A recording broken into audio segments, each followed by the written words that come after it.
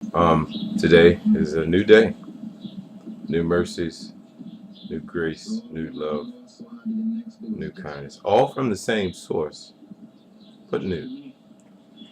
I am considering the question, outside of those things that God has provided to us as new, like the sunlight, mercy, grace, uh, what else is new? Is your mindset new? Is your perception about life, after Him waking you up morning after morning after morning, doing the same redundant routine? Um, is your mind new in any way, morning by morning? I've learned that based on the effects and the benefit of mercy, we should automatically have a new mind.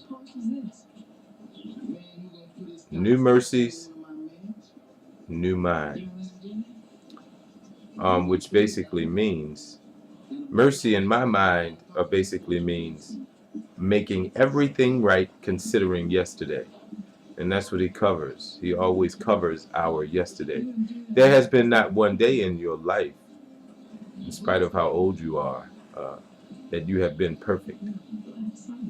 Although God's process is to make us that from these filthy beings that we are, we have yet to attain perfection. But every morning He wakes us, gives us new sunlight to see new days. Our mindset should change. It should not be stuck on going to work, coming home, taking care of your children. That is an everyday thing. If you're looking for any type of fulfillment, purpose in your life, I can guarantee you, yes, God provides you strength morning after morning to take care of your children. It is a thing that's granted. But there is still a manner in which He wants to use you that has nothing to do with your children or your significant others or your spouses. It has nothing to do with that. I've learned, even through the relationship with my own daughter, that God can take care of my child way better than I can. And with that being known, I know that if He's busy taking care of my child better than I can, there has to be something that I am to specifically do in reference to Him, in regards to Him, in reverence to Him. He is supposed to get the glory out of my knowledge of Him taking care of my child better than I can. If I know that, then I can then yield myself to a process far greater than me, far greater than my children, far greater than my significant others.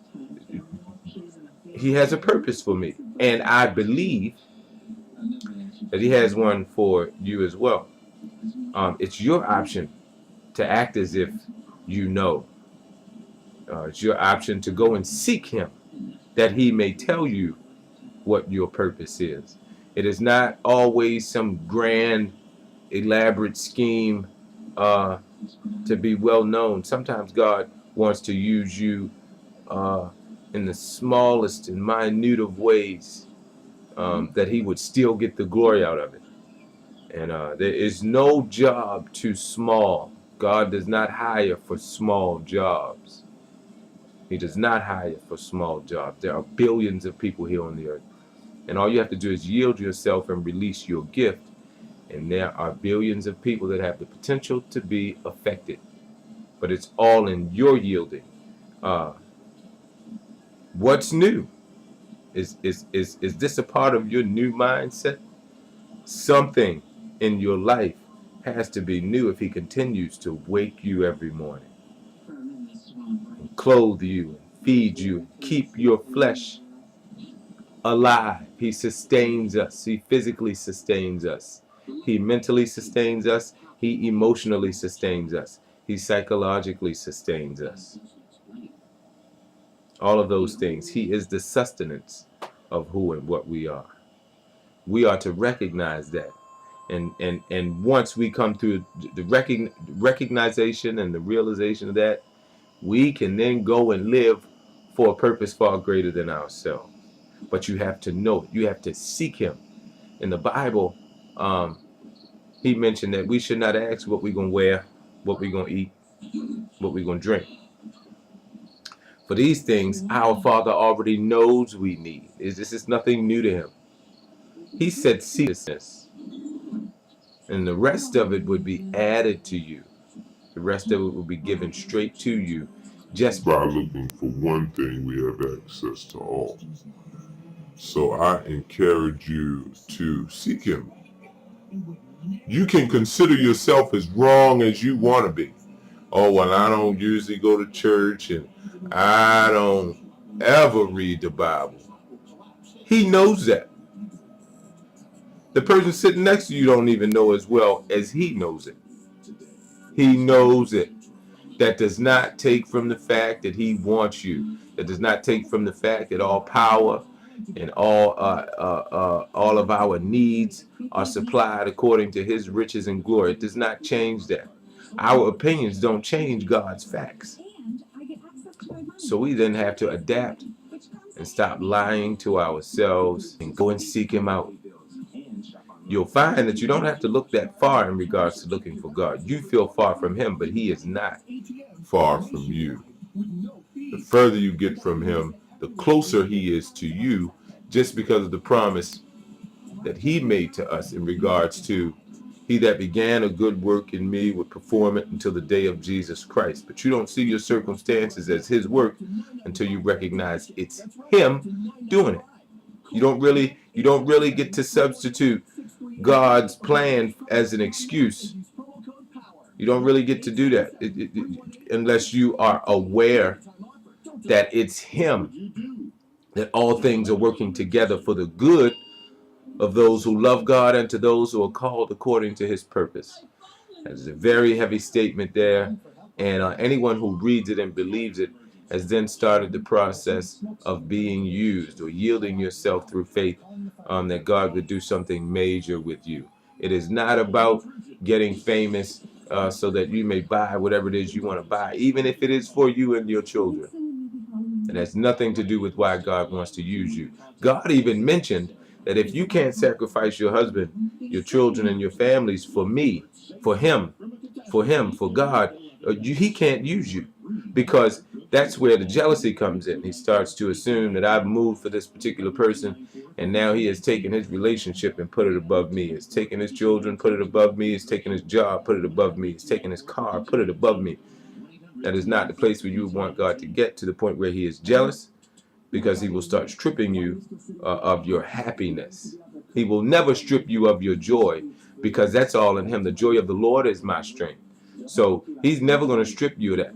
He requires us to be strong in what he called us to do. There is no weakness in it. There's no fear in it. And I'm saying this because I'm dealing with it as well. There are things that I know I have to come to terms with in regards to being used by him. And day by day by day, he gives me a new mindset as to how I can get these things out. These little videos, this is nothing compared to what God has called me to do. This is not even the tip of the iceberg. I have not even left the boat to get on the iceberg, to tip the iceberg. I have not moved towards anything. There are millions of people, I believe, that are waiting for me. And I pray that God would continue to grow me in him, that I may be used in such a way that I fulfill. I want my well done, my good and faithful servant. That's what I want when it all boils down. A lot of people don't respect that as a real thing. I can guarantee you, I don't care what you think or how you think it, he's coming back, and don't get left. That's the fact of the matter. He will leave you here. And if you desire anything valuable more than what you're going through right now, and I'm not talking about a particular situation, I'm talking about what you're going through in regards to life, the life experience, the human existence. I guarantee you there is much more to this than this. And if you decide to get left, he will leave you. That's the truth of the matter. Yes, God is gracious. He loves us all. He is kind. But some people don't give enough credit to God's wrath. There are consequences we pay for not following him, just as much as there are benefits that we pay for following him. So it is by free will, your choice. But will, if it is not his, is not free. It's going to cost you something to do what you want to do. This is even in the most minute of ways, that it's going to cost you when you do something that is outside of God's will. If you are unaware, if that is where you are, get to know him. I can't tell you if you're in his will or not. I can't say based on certain actions that this means you're in. No, yeah, you in there. Or this means no, you're nowhere near. I can't tell you that. Only God's will is his will for you. I can't jump in that. But I do know that once you commune with him and you talk to him and you converse with him, he will definitely let you know if the decisions you've made up until now and even the ones you plan on making in the near future are in his will. And if they are not, he will correct it. He will fix it. He's just that good of a God that he's not even going to hold it over your head for not understanding his will. But once you understand is where accountability starts. That's where obligation starts. Because to whom much is given, much is required. And I'm not going to give you something such as my word or my voice or any particular instruction just for you to have it and not obey to. That's what he's looking for. So seek him. A lot of these questions people ask themselves, but they figure because it's religion, and I don't want to bring that up because even though I'm not as close, I want to be close, but I ain't going to look stupid by jumping out that window saying something I don't understand. That's what God wants. He wants you to jump out that window and not understand, that he may clarify it for you. However he does it. He may use me. He may use your parents. He may use your children. In the Bible, it says the children will lead them. So don't look too far past them to get some of your answers, because some of the experiences that they're going through are lessons just for you, and vice versa. Some of the situations that you're going through are lessons just for them. So we all are here to expose God to each other. That's the objective. I remember telling one of my friends, I'm not here to enhance your natural experience. I'm here to expose your spiritual inexperience. And that is that, as you do the same for me. That is what I ask. Expose the areas in which I'm not as close to God as I should be. Even if it's based on your opinion, allow yourself to be used by God to expose somebody else's mess. Not in regards to humiliation. We are not supposed to humiliate. Some people, there's a thin line between humiliation and constructive criticism.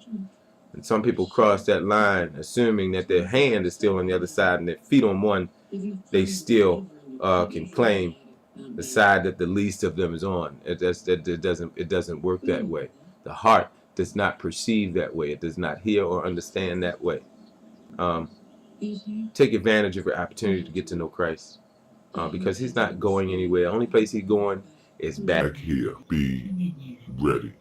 And in spite of all things, your circumstances, the things that lift you up, the things that bring you down, yield yourself to God and let God use you. Let him use you.